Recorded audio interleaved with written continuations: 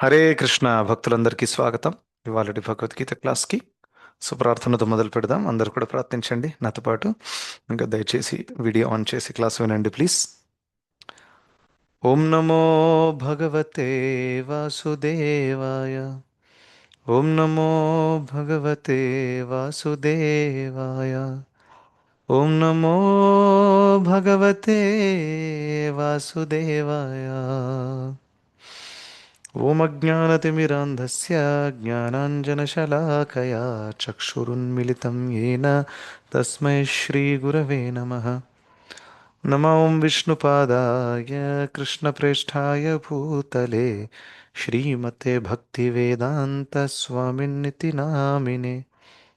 నమస్తే సారస్వతే దేవే గౌరవాణి ప్రచారిణే నిర్విశేషశూన్యవాది పాశ్చాత్యదేశతారిణే. जय श्री कृष्ण चैतन्य प्रभु नित्यानंद श्री अद्वैत गदाधर श्रीवासादि गौर भक्त वृंद. हरे कृष्ण कृष्ण कृष्ण हरे हरे हरे राम राम राम हरे हरे.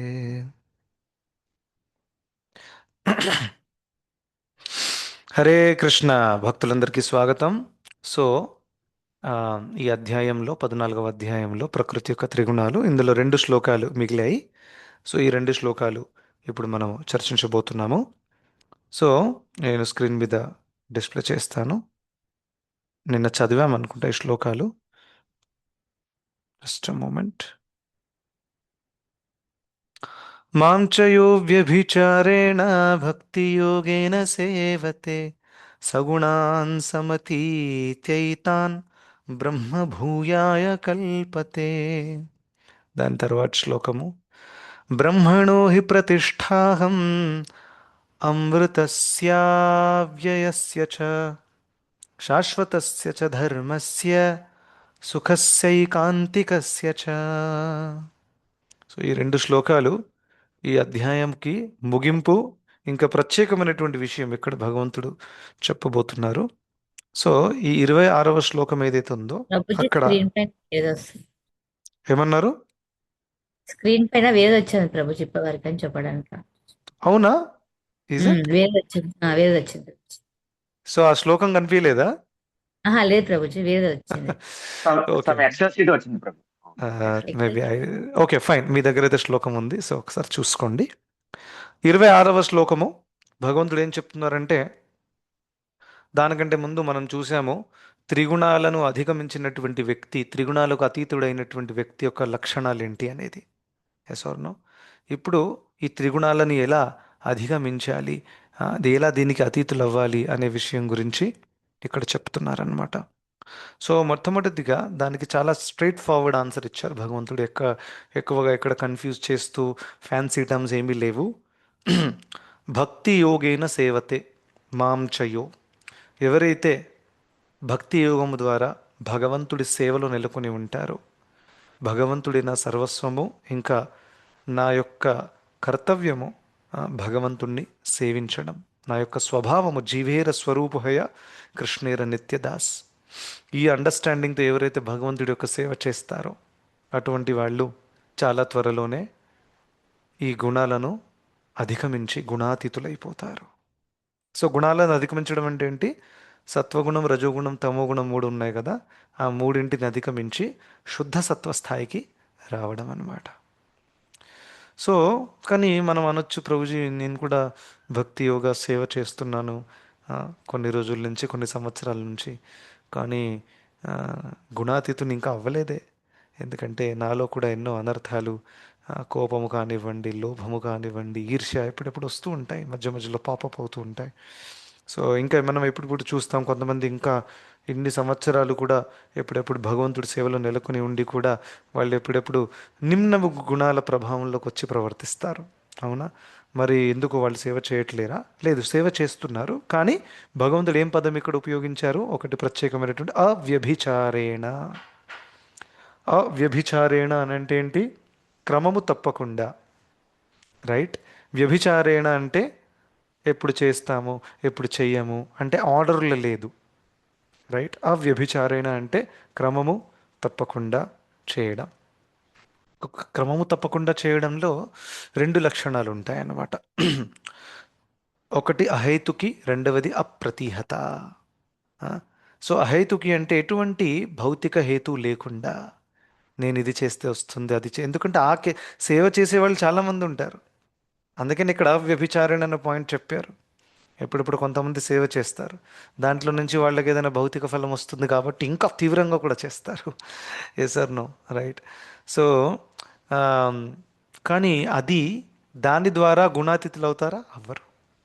ఎందుకంటే అందులో ఒక ఫలితాన్ని ఆశించి కృష్ణుడికి సేవ చేశారు కాబట్టి గుణాతీతులు అవ్వరాదు. ఇప్పుడు ధ్రువ మహారాజ్ కూడా చాలా తీవ్రమైనటువంటి తపస్సు చేశాడు.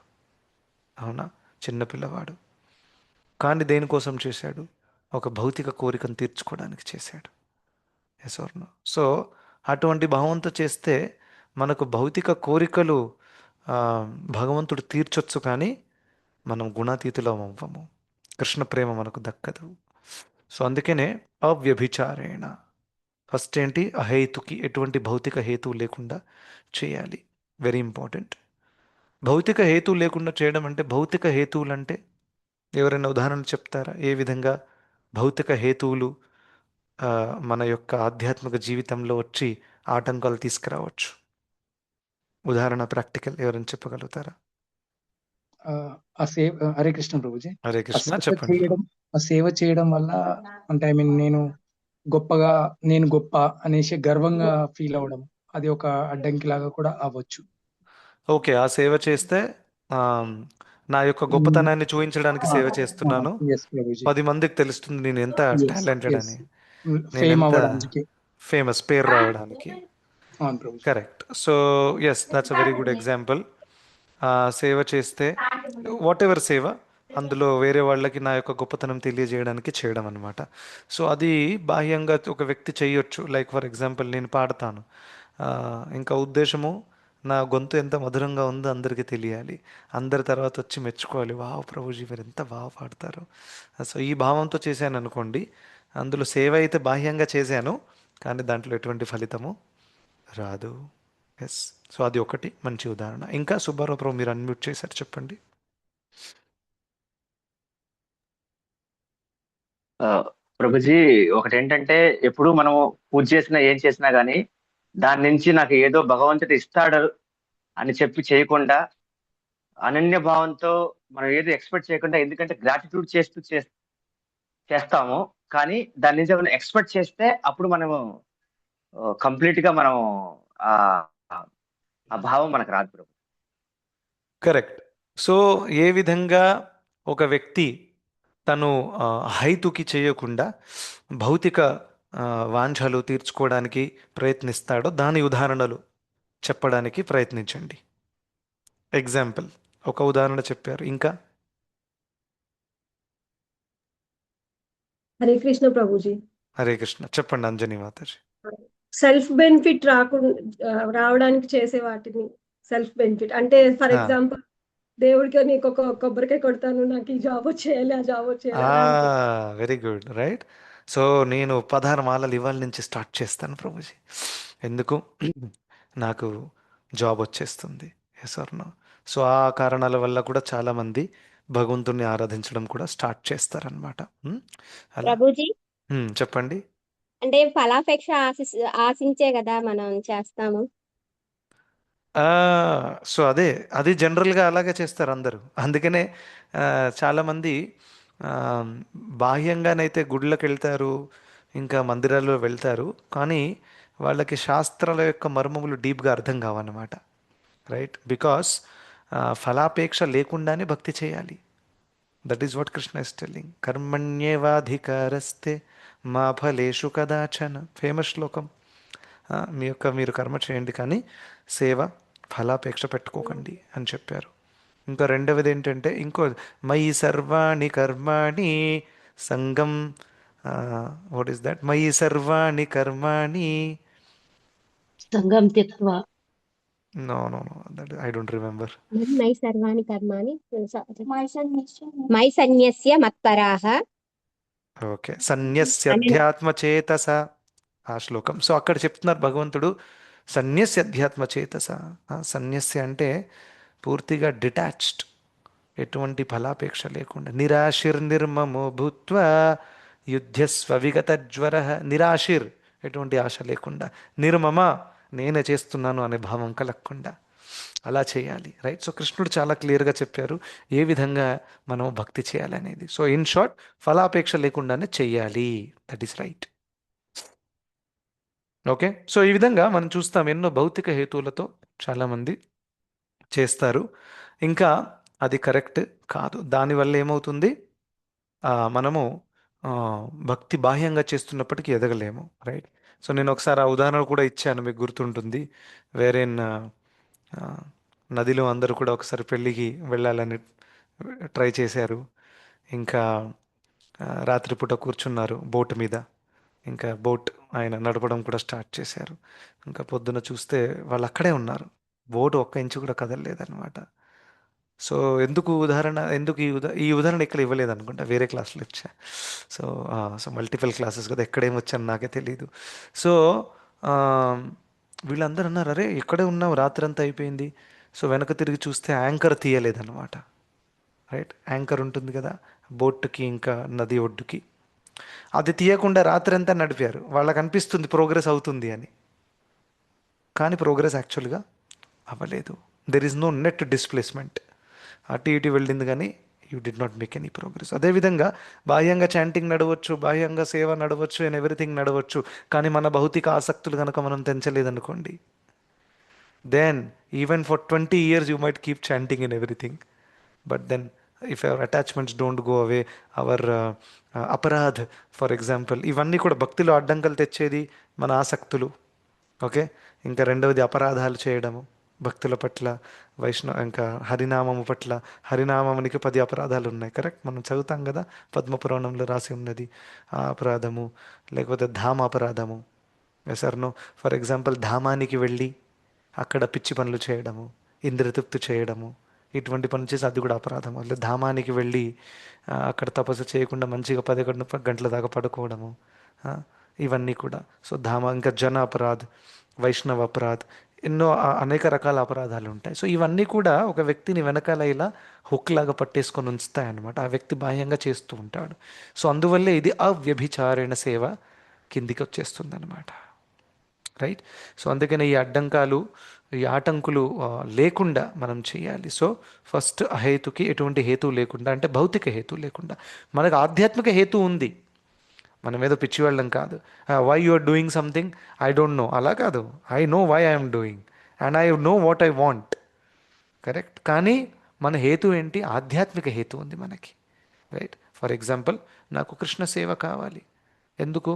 కృష్ణుడి సంతృప్తిపరచడానికి. సో నాకు గోల్ క్లియర్గా ఉంది, నేను ఎందుకు చేస్తున్నాను. Yes or no. కానీ ఇది మన స్వార్థ భౌతిక కోరిక కాదు, ఇది ఆధ్యాత్మిక కోరిక. సో ఆధ్యాత్మిక కోరికలు ఎన్నున్నా కానీ ప్రాబ్లం లేదు. మీరు ఎన్నో కోరుకోవచ్చు ఆధ్యాత్మికంగా. రైట్.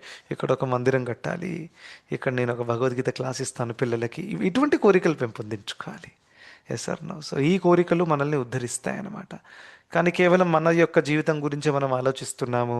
డబ్బులు ఎలా సంపాదించాలి, ఇల్లు ఎలా కట్టాలి, బెస్ట్ ఎంజాయ్మెంట్, జీవితం అంతా ఇందులోనే పోయిందనుకోండి. సో చాలా వరకు భక్తి చేస్తూ కూడా మనం ఎదగరాదనమాట. Because the focus was on our own self. Right. ఇంకా అప్రతిహత, రెండవ పాయింట్. అప్రతిహత అంటే ఏంటి? ఎటువంటి బ్రేక్స్ లేకుండా. సో ఎప్పుడెప్పుడు మనం జోష్లో వచ్చేస్తాం. 2026 రెజల్యూషన్స్, ఆ రెజల్యూషన్స్ వారం రోజులు ఉంటాయి, తర్వాత మళ్ళీ బ్యాక్ టు నార్మల్ లైఫ్ అనమాట. అదే లేట్గా లేవడము, లేట్గా పడుకోవడము, డైలీ రీడింగ్ లేదు, డైలీ హీరింగ్ లేదు, కంటిమాల వేసుకొని కూడా రెగ్యులర్గా బయట తినడము. సో ఇటువంటి లైఫ్ స్టైల్కి మళ్ళీ గురవుతాం అనమాట. రైట్. సో అప్రతిహత అంటే కన్సిస్టెంట్గా బ్రేకులు లేకుండా మిలిటరీ డిసిప్లిన్ లాగా దీన్ని ఫాలో చేయాలి. ప్రభుపాదుల వారు ఈ వర్డ్ యూజ్ చేస్తారు, military discipline.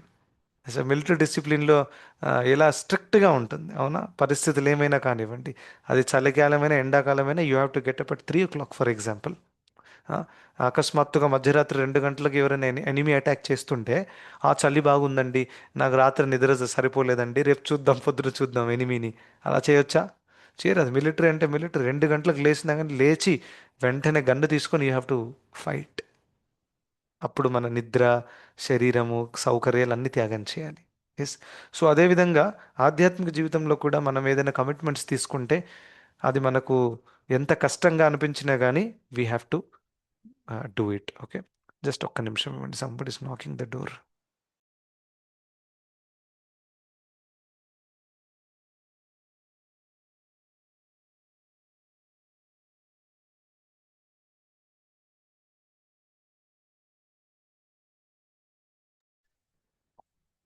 Hare Krishna.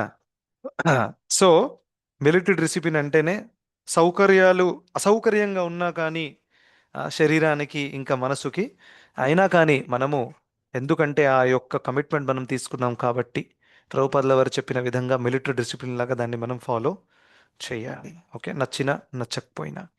Then what happens? అవ్యభిచార. అటువంటి వ్యక్తే ఎదగలుగుతాడు ఆధ్యాత్మిక జీవితంలో. ఆధ్యాత్మిక జీవితంలో ఎదగడం అంటే అంతే ఏదో చాలా ఈజీ పని కూడా కాదు. ప్రభుపాదుల వారు చెప్తారు, భక్తి is simple but it is not easy. Right? So అంత ఈజీ కాదు. You have to pay a huge price for it. ఇంకా మీరు చూడొచ్చు భాగవతంలో గొప్ప గొప్ప భక్తుల యొక్క వర్ణన ఉంది. వాళ్ళ జీవితాన్ని మీరు చూస్తే అర్థమవుతుంది. వాళ్ళు ఏదో చాలా మంచి పరిస్థితుల నుంచి వచ్చి హాయిగా చాంటింగ్ చేసుకుంటూ రాలేదు. వాళ్ళు ఎన్ని కఠినమైన పరిస్థితులు ఎదుర్కొన్న వాళ్ళే ఆ భాగవతంలో వాళ్ళ పేరు వచ్చింది. పాండవులు కానివ్వండి, ద్రౌపది కానివ్వండి, ధ్రువ మహారాజ్ కానివ్వండి, ప్రహ్లాదుడు కానివ్వండి, గజేంద్రుడు కానివ్వండి, వీళ్ళందరికీ ఒక చాలా చాలా కఠినమైన గతం ఉంది. ఆ పరిస్థితి నుంచి వాళ్ళు ఎదిగారన్నమాట. సో అందుకనే ఏ పరిస్థితి అయినా కానివ్వండి మనం భగవద్భక్తి వదలకూడదు. దాన్ని అప్రతిహత అంటారు. స్వర్ణం. ఇప్పుడు పాండవులు ఉన్నారు, వాళ్ళ దగ్గర రాజ్యం ఉన్నప్పుడు వాళ్ళు కృష్ణ భక్తి చేశారు. వనవాసానికి వెళ్ళినప్పుడు కూడా కృష్ణ భక్తి చేస్తున్నారు. ఇంకా లక్షాగరంలో వేసేసి మంట రగిలించడం, అప్పుడు అన్ని పరిస్థితుల్లో వాళ్ళ భక్తి మాత్రం ఎక్కడ కూడా తగ్గలేదు. సో ఈ విధంగా చేస్తేనే అప్పుడు గుణాతీతులు అవుతాము. అవ్యభిచారేణ. సో అప్పుడేమవుతుంది? మాంచయో వ్యభిచారేణ భక్తి యోగేన సేవతే సగుణాన్ సమతీతైతాన్. గుణాలకు అతీతులు అవుతారు. ఇంకేమవుతుంది? బ్రహ్మభూయాయ కల్పతే. బ్రహ్మభూయాయ కల్పతే అంటే వాళ్ళు బ్రహ్మభూత స్థాయికి, బ్రహ్మణ్ స్థాయికి, బ్రాహ్మణ్ కాదు బ్రహ్మణ్ అంటే బ్రహ్మజ్యోతి, కంప్లీట్గా ఆధ్యాత్మిక స్థాయికి వాళ్ళు ఎదుగుతారు అని చెప్తారనమాట. జనరల్గా ఆధ్యాత్మిక జీవితం ఫాలో చేసే దాంట్లో వాళ్ళు నిరాకారవాదులు ఉంటారు, సాకారవాదులు ఉంటారు. రైట్? సో నిరాకారవాదుల ఉద్దేశం ఏముంటుందంటే బ్రహ్మభూయాయ, బ్రహ్మణ్ స్థాయికి రావాలి అంటే బ్రహ్మజ్యోతి స్థాయికి రావాలి. ఎందుకంటే అది కంప్లీట్గా ఆధ్యాత్మికమైనటువంటిది. ఆ స్థాయికి రావడానికి కూడా చాలా కష్టపడాలి. It's not so easy. Yes sir no? So శాస్త్రాల ఉదాహరణ, ఫర్ ఎగ్జాంపుల్ శుకదేవ్ గోస్వామి కంప్లీట్గా బ్రహ్మజ్యోతిలో లీనమై ఉండేటటువంటి ఒక ఆధ్యాత్మికవాది ఉండేవారు. కానీ ఎప్పుడైతే భాగవతం చదివారో అప్పుడు వాళ్ళు కృష్ణ భక్తులుగా మారిపోయారు. చతుష్కుమారులు కూడా పూర్తిగా బ్రహ్మజ్యోతిలో లీనమై ఉండేవారు. ఇంకా మొత్తం బ్రహ్మాండంలో తిరుగుతూ ఉండేవారు. ఒక్కసారి వాళ్ళు వైకుంఠ ద్వారానికి వచ్చి అక్కడ భగవంతుడి పాదపద్మములకు అర్పించినటువంటి ఒక తులసి దళం యొక్క సువాసన వాళ్ళు ఎప్పుడైతే పీల్చారో అప్పుడు వాళ్ళు విష్ణు భక్తులుగా మారారు. సో ఇలా గతంలో ఎంతోమంది ఇలా బ్రహ్మజ్యోతి స్థాయికి ఉన్నప్పటికీ వాళ్ళు కృష్ణ భక్తి గురించి వాళ్ళు తెలుసుకోవడానికి ఆతృత చూయించారు. ఇంకా ఇక్కడ ఒక ఇంట్రెస్టింగ్ పాయింట్ వస్తుంది మీకు. నైమిషారణ్యంలో సూత గోస్వాముల వారు ఇంకా శౌనకాది ఋషులు ఉన్నారు. అవునా? ఇది ఒక భాగవతం చర్చ. ఇంకా ఈ శౌనకాది ఋషులందరూ కూడా సూత గోస్వామిని అడుగుతారనమాట, భాగవతం ఎక్స్ప్లెయిన్ చేయమని. సో సూత గోస్వాముల వారు ఏం చెప్తారు? ఎస్, మా గురువుగారు అయినటువంటి శుకదేవ్ గోస్వామి దగ్గర నేను ఇది విన్నాను. ఆయన పరీక్షిత్ మహారాజుకి చెబుతున్నప్పుడు ఆ క్లాస్లో నేను కూడా కూర్చొని ఉన్నాను. దాన్ని బట్టి నేను మీకు ఎక్స్ప్లెయిన్ చేస్తానని చెప్పారు. అయితే వీళ్ళందరూ ఒక ప్రశ్న అడుగుతారు శౌనకాది ఋషులు. ఇది ఫస్ట్ స్కందంలోనే వస్తుందన్నమాట. ఆ ప్రశ్న ఏంటంటే, శుకదేవ గోస్వామి ఆల్రెడీ తను చాలా ఉన్నత స్థాయిలో ఉన్నటువంటి వ్యక్తి. మీకు అందరూ తెలుసు ఆయన జన్మం ఎలా జరిగిందో. 16 సంవత్సరాలు గర్భంలోనే ఉన్నాడు, బయటికి రాలేదు. వ్యాస మహర్షి యొక్క పుత్రుడు. సో వ్యాస మహర్షి భార్య తను గర్భంలో 16 సంవత్సరాలు ఉన్నాడు. దాని తర్వాత బయటికి వచ్చి రాగానే తను ఎందుకు రాలేదంటే బయటకు వస్తే మాయా పట్టేసుకుంది అనేది. సో మాయాదేవి అంటే అంత భయం ఉంది ఆయనకి. మనకు కూడా కొంచెం అంత భయం ఉండాలండి. మనం అంత లైట్గా తీసుకోవద్దు మాయాదేవిని. ఎందుకంటే మాయాదేవి మనల్ని ఎప్పుడు పట్టేసుకుంటుందో మనకు తెలియదు, రైట్? సో ఆ భయం వల్ల రాలేదు అనుకోండి. నేను బయటకు వచ్చాను అనుకోండి, ఇక మా తండ్రి, ఈయన మా తల్లి, ఈయన మా అన్నయ్య, అంత మాయా స్టార్ట్ అయిపోతుంది. నాకు వద్దురా బాబు అని రైట్ రాలేదు. అయినా కానీ భగవంతుడు ఆశ్వాసన ఇచ్చారు, నువ్వు రావచ్చు ఏం పర్వాలేదంటే అప్పుడు వచ్చాడనమాట. వచ్చిన తర్వాత వెంటనే తను ఇల్లు వదిలేసి అడవికి వెళ్ళిపోయాడు.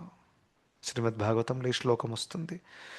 యం ప్రవ్రజంతమనుపేతమపేత కృత్యం ద్వైపాయనో విరహ కాతర ఆజువాహ పుత్రేతి తన్మయతయా తరవోభినేదు తం సర్వభూత హృదయం మునిమానతోస్మి అని భాగవతంలో చెప్పబడింది. ప్రవ్రజంతం, ప్రకృష్ట రూపేణ వ్రజంతం, ఒక్కసారి వెళ్ళిపోయాడు, మళ్ళీ తిరిగి రానన్నాడు ఆయన అడవిలోకి. అలా వెళ్ళిపోయిన తర్వాత తను మళ్ళీ తిరిగి ఇంటికి వస్తాడు. ఎందుకో తెలుసా?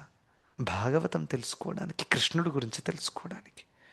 అయితే ఇది విని ఈ శౌనకాది ఋషులు అడుగుతారు ప్రశ్న సుత, అరే మీ గురువుగారు అయినటువంటి సుఖదేవ్ గోస్వామి ఆల్రెడీ ఉన్నత స్థాయిలో ఉన్నాడు, బ్రహ్మజ్యోతి, ఎటువంటి భౌతిక కల్మషం తనలో లేదు, కామ క్రోధ లోభ మోహ మదమత్సరులను విముక్తులైన వాడే బ్రహ్మభూత స్థాయికి వస్తాడు.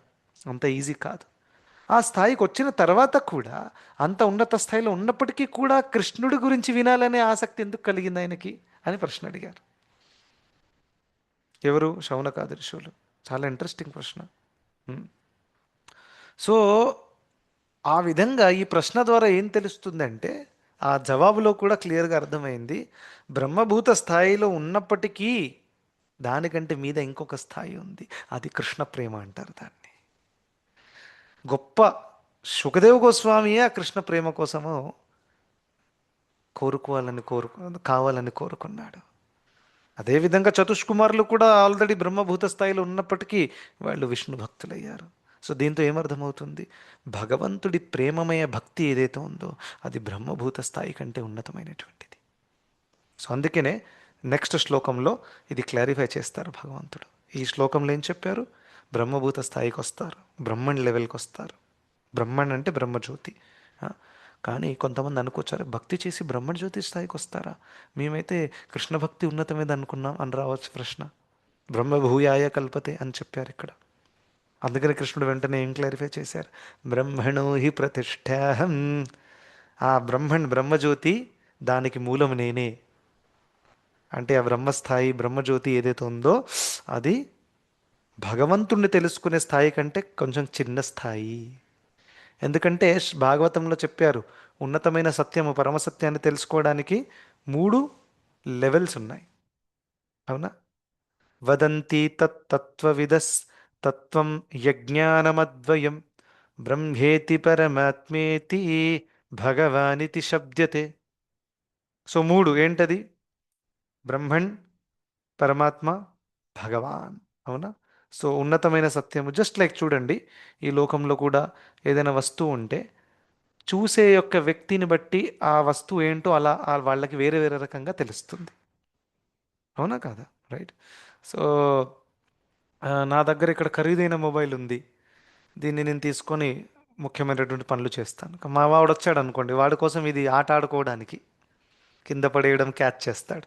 ఇదే వస్తువుని తను వేరే రకంగా చూస్తున్నాడు, నేను వేరే రకంగా చూస్తున్నాను. అవునా కదా? సో అదేవిధంగా పరమసత్యము కృష్ణుడే. ఎందుకంటే మత్తః పరతరం నాణ్యత్ కించిదస్తి ధనంజయ. భగవంతుడు చెప్పారు, నాకంటే మించిన సత్యం లేదు.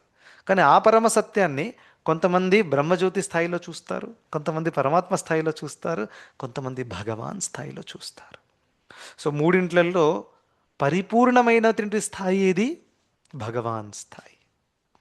సో భక్తి అంటేనే భగవాన్ని మనం ఆరాధిస్తున్నాం.